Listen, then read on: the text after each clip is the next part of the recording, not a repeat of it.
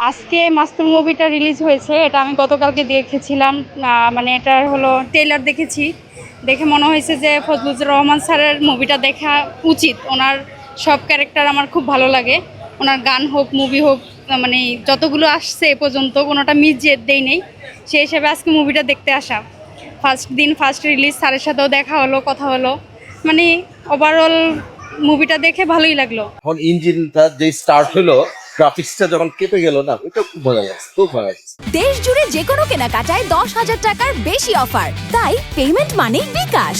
খুবই ভালো ছিল, মানে ওভারঅল ক্যারেক্টারাইজেশনগুলা, মানে মুভি তো ক্যারেক্টার তৈরি করা, গল্প তৈরি করা, মানে ক্যারেক্টার তো একটা অ্যাসপেক্ট। বিশেষ করে ইয়ার যে ক্যারেক্টারটা, বাবুর্চির যে ক্যারেক্টারটা, এটা তো অসাধারণ। মানে কোনো কথা না বলে অনেক কথাই যায় বলে, যেটা মোহাম্মদ নুরুজ্জামানের ছবি মাস্তুল, যে ছবি মস্কো আন্তর্জাতিক চলচ্চিত্র উৎসবে পুরস্কৃত হয়েছে, সেই ছবি মুক্তি পেয়েছে অদ্য 17 জুলাই বসুন্ধরা সহ দেশের বেশ কয়েকটি প্রেক্ষাগৃহে।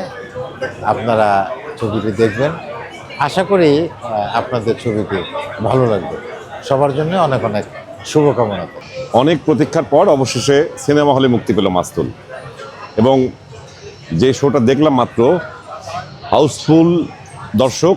আমি এইটা আসলে বিমোহিত, মানে মাস্তুল যে এরকম হল ভর্তি দর্শক দেখবে, এটা আমার কল্পনার বাইরে ছিল। তার মানে মাস্তুলের সাথে দর্শকের যোগাযোগ ঘটছে।